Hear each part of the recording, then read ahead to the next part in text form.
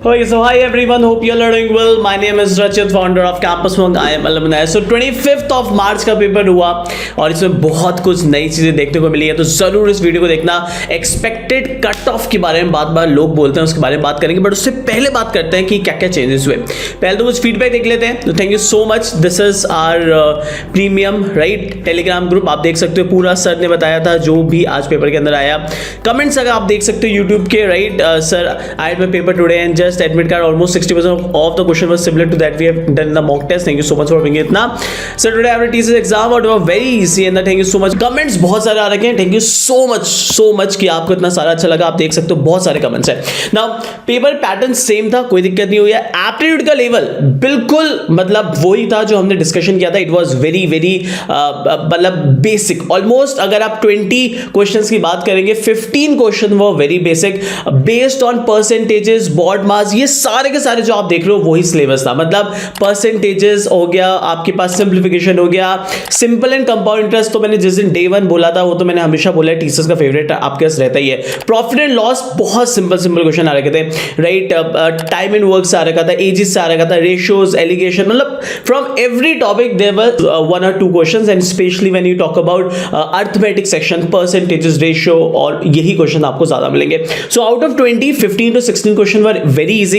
इसका मतलब यहां से ये पता लगता है हमें कि इस बार कट ऑफ थोड़ा सा इंक्रीज होने वाला है। तो अगर आप बहुत कम आए हो, और स्पेशली 25th वाले दिन मैं आपको बोल रहा हूं, अगर आपने बहुत कम अटेम्प्ट किया है तो चैलेंज होने वाला है। मेरे हिसाब से कट ऑफ 25th के लिए स्पेशली बढ़ेगी, because there is a term normalization would be there. क्योंकि 25th में जिन लोगों का पेपर होगा उन्हें पता था, माइंडसेट था कि पेपर थोड़ा सा इजी आ रहा है, तो नंबर ऑफ अटेम्प्ट्स हम लोग बढ़ाएंगे। तो एक बात है। In terms of logical again it was very easy, right. आप यहां भी देख सकते हो सर्कुलर, लीनियर, पैरेलल सब घुसा हुआ था, देखो आप, ठीक है। Data sufficiency, linear, circular arrangement and floor based arrangement. मैंने कितनी बार अभी लास्ट वीडियो लिया था ना, उसी से सारा का सारा square, floor, parallel arrangement, linear arrangement, same question आ रखे थे, सेम क्वेश्चन। तो मैंने अभी यूट्यूब पे लिया था, you can also check, same पढ़ाया था, सेम क्वेश्चंस आए थे आपके लॉजिकल रीजनिंग में। एक क्वेश्चन भी बाहर नहीं था, एक क्वेश्चन भी। इवन एडवांस एप्टीट्यूड की अगर आप बात करोगे, उसके अंदर आपके पास घुसा हुआ था लीनियर फ्लोर अरेंजमेंट, घुसे हुए थे, दो सेट्स आ रखे थे आपका फ्लोर बेस अरेंजमेंट। तो जो भी बच्चे लास्ट क्लास यूट्यूब में मेरे साथ थे, बने हुए थे, या मेरे संकल्प बैच के स्टूडेंट थे, या टीसीएस बैच के स्टूडेंट थे, उसमें तो मैंने और एडवांस लेवल तक का पढ़ा रखा था फ्लोर बेस अरेंजमेंट, वो आराम से करके आए होंगे, राइट। सो ऑलमोस्ट अगर आप कट ऑफ की बात करते हैं तो यहाँ पे कट ऑफ बढ़ने वाली है। मेक इट वेरी श्योर कि अगर आपका अच्छा अटेम्प्ट हुआ है तो आपका यहाँ पे जो अटेम्प्ट है वो आपके अच्छे होने चाहिए, क्योंकि cut off will definitely increase, right. Coding का बहुत इशू रहा है। पहला शिफ्ट 25th को जो हुआ था उसके अंदर इजी क्वेश्चन हमने देखे, मतलब एक क्वेश्चन इजी था, दूसरा क्वेश्चन भी ऑलमोस्ट इजी था, तो एरे स्ट्रिंग्स था, राइट। बट सेकेंड शिफ्ट के अंदर टीसीएस को पता नहीं क्या हो जाता है, मुझे समझ नहीं आया।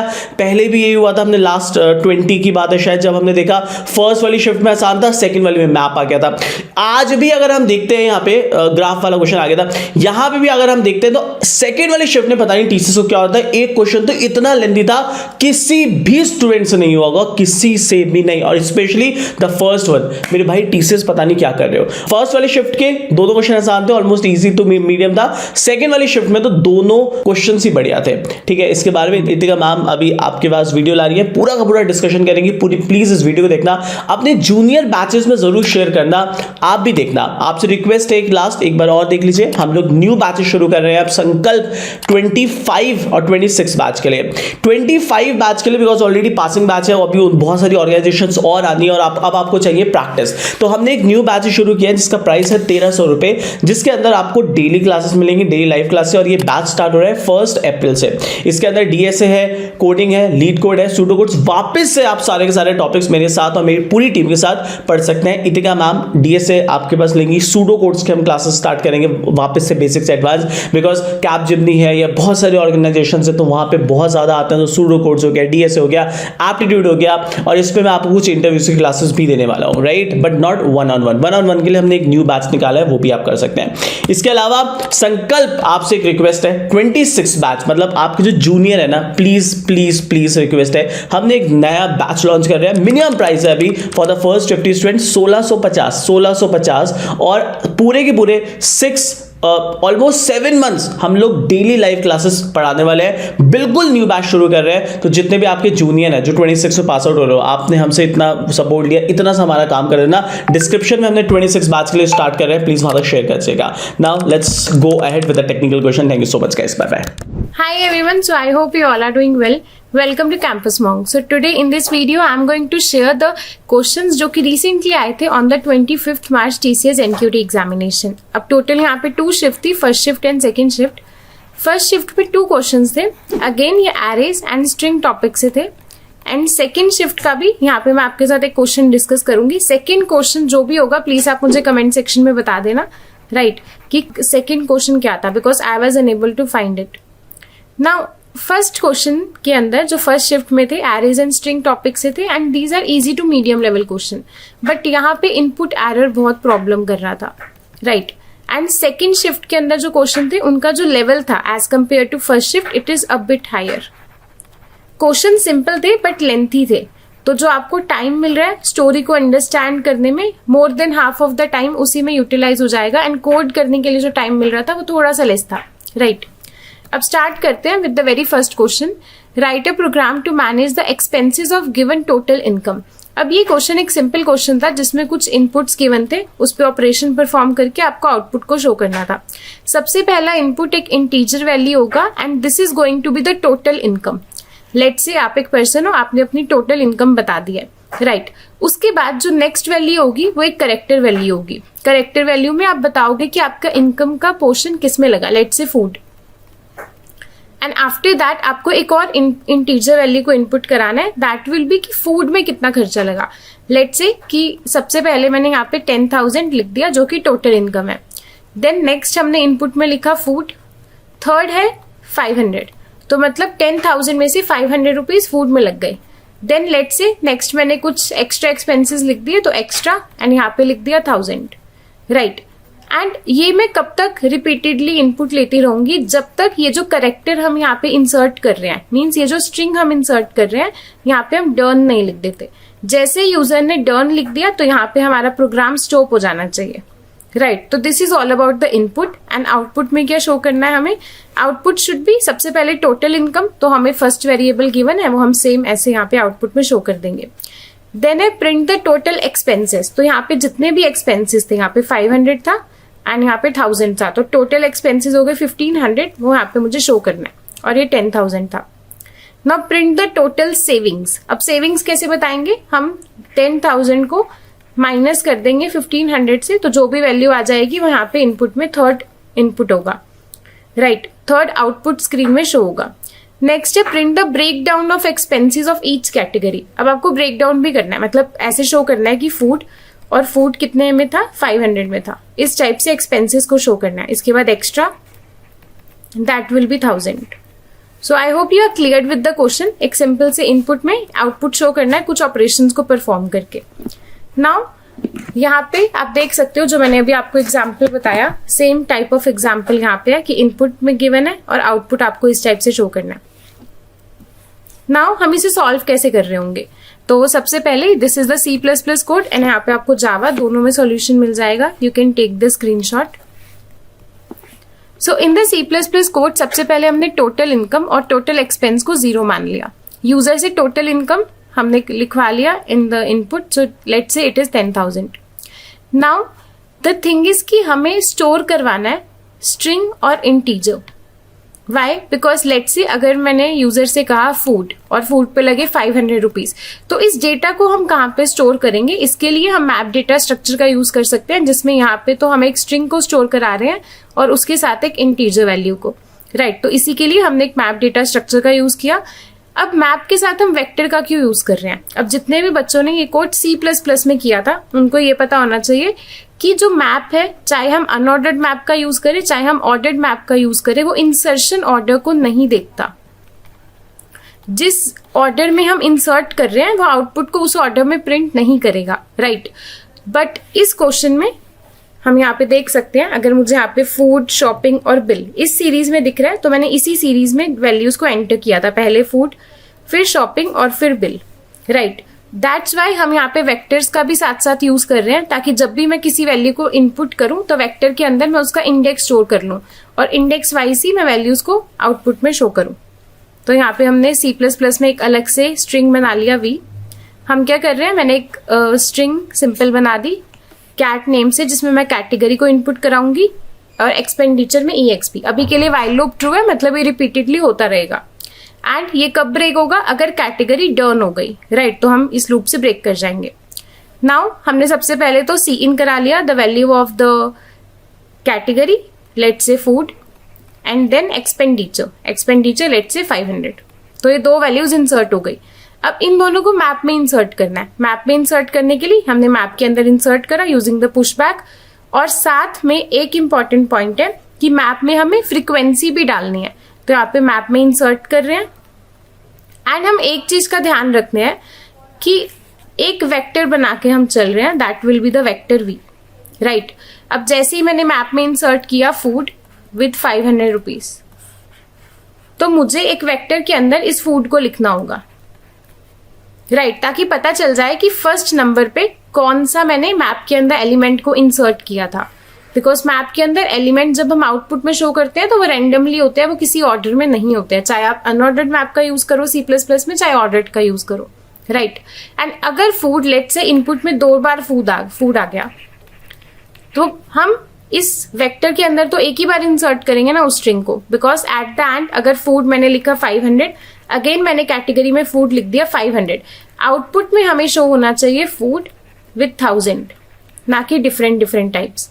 ओके, तो इससे बचने के लिए हमने यहाँ पे इफ कंडीशन लगा दी कि अगर ऑलरेडी हमारे मैप के अंदर ये डेटा एंड पे है तो ही पुश करना, अगर ऑलरेडी मैप में था फिर मत पुश करना, राइट, ताकि सिंगल टाइम डेटा आए। नाउ यहाँ पे टोटल इनकम बता दिया, टोटल एक्सपेंस बता दिया, जैसे ही मैं कुछ भी इनपुट करा रही हूँ उसको एक्सपेंस में ऐड कर रही हूँ, और फिर हमारे पास सेविंग्स आ गई, टोटल इनकम में से एक्सपेंस को माइनस कर दिया।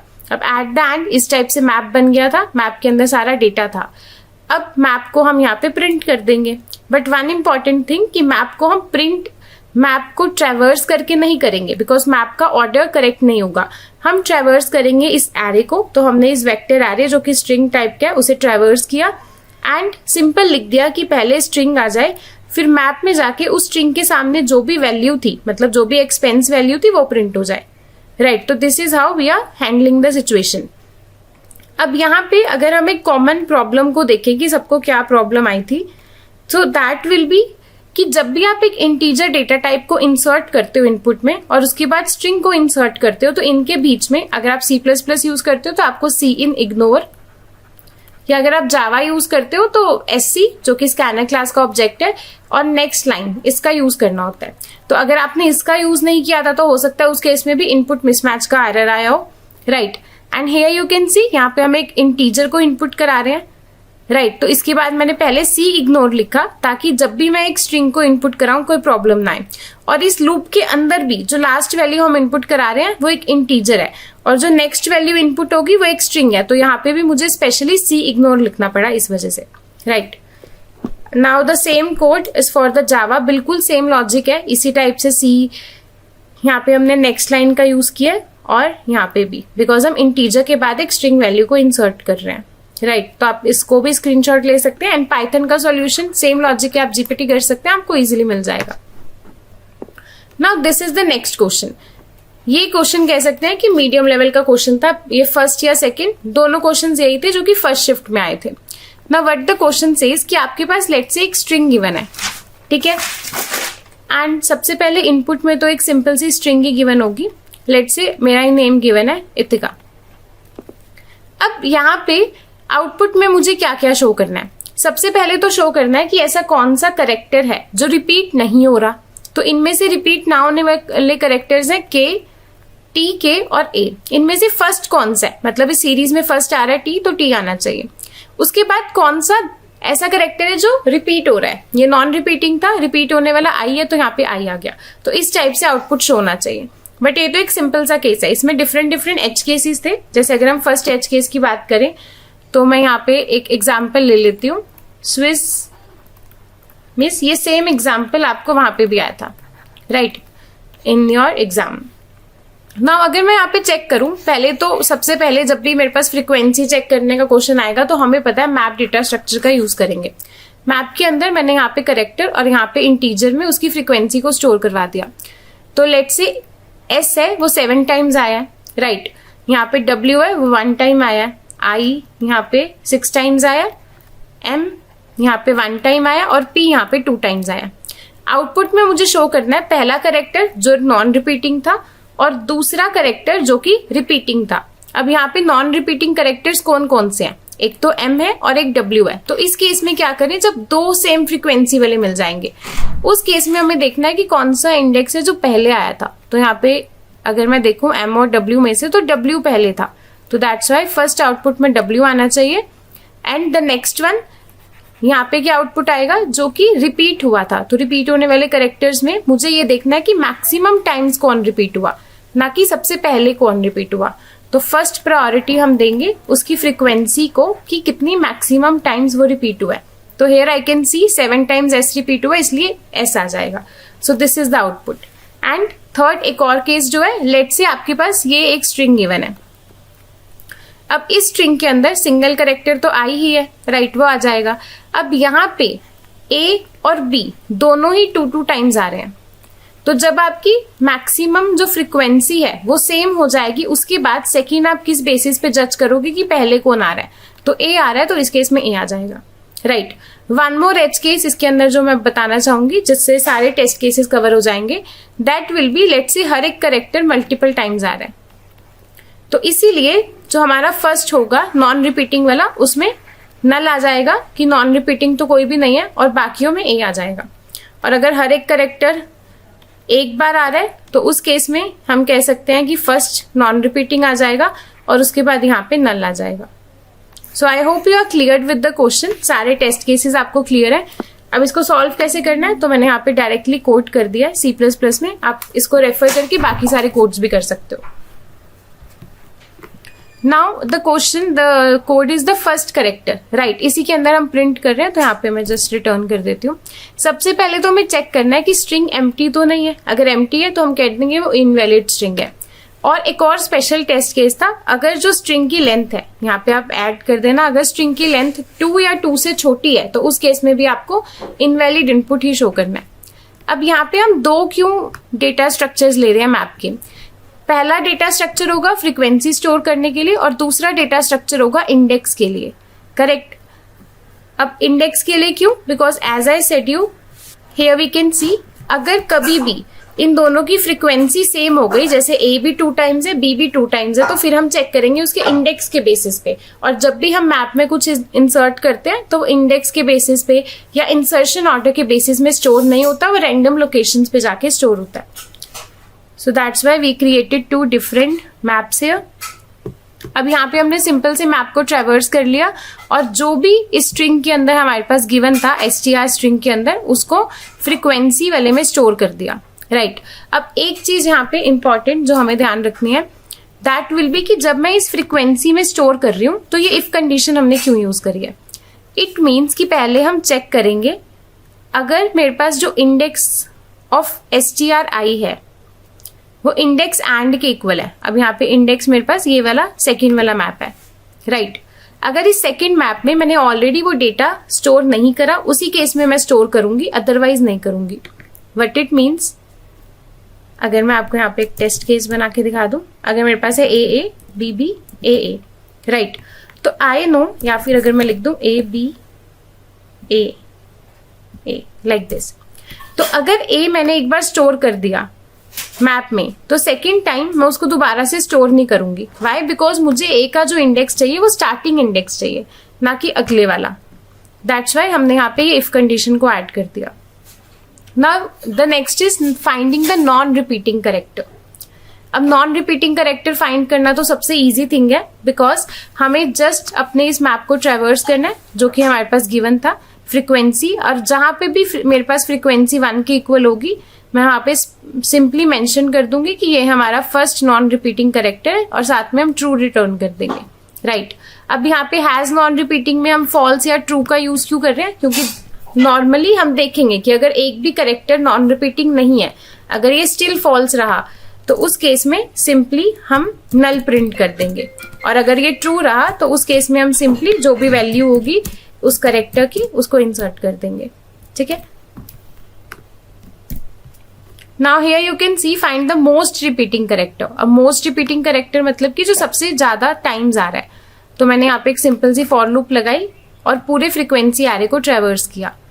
ट्रेवर्स करने के बाद जो भी मैक्सिमम काउंट था किसी भी फ्रीक्वेंसी का उसको स्टोर करवा लिया।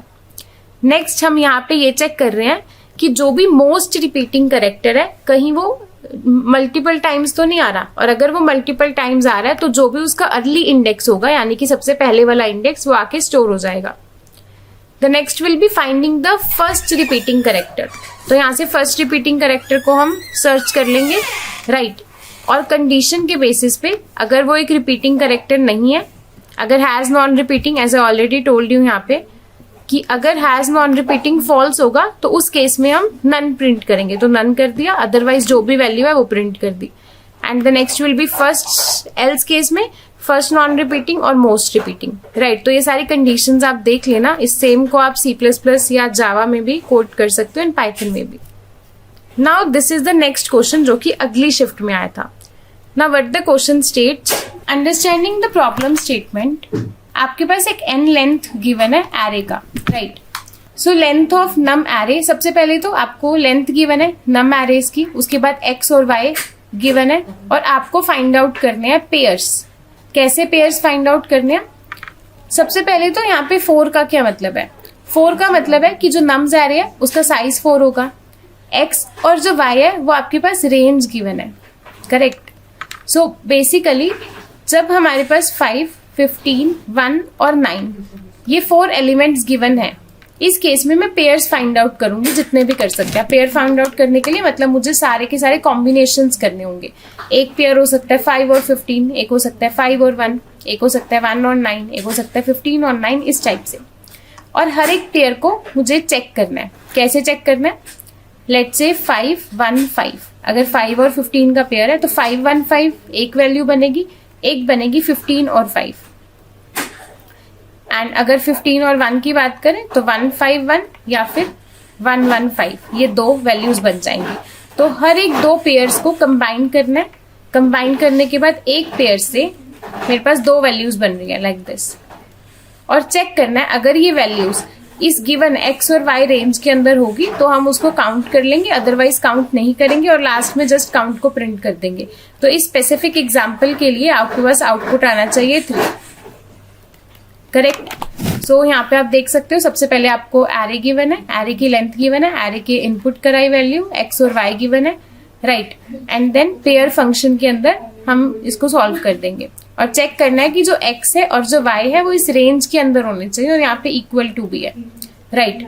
अगर मेरे पास 10 और 5 वैल्यू है पेयर में तो 105 और 510 ये 2 इंटीजर्स वैल्यू बनेगी जिसको मैं यहाँ पे चेक कर रही होंगी। सो अगेन आई होप कि आपको क्लियर होगा क्योंकि काफी सिंपल कोड है। Now here you can see सबसे पहले तो हमारे पास टेस्ट केसेस भी गिवन थे कि हमें कितने टाइम्स ये सब करना है, राइट। तो यहाँ पे हम टेस्ट केसेस को माइनस माइनस कर रहे हैं। देन हमारे पास एक नंबर गिवन है जो कि साइज ऑफ एरे है, x और y गिवन है जो कि रेंज है। एक एरे क्रिएट कर लिया n साइज का, देन एलिमेंट्स को इंसर्ट किया।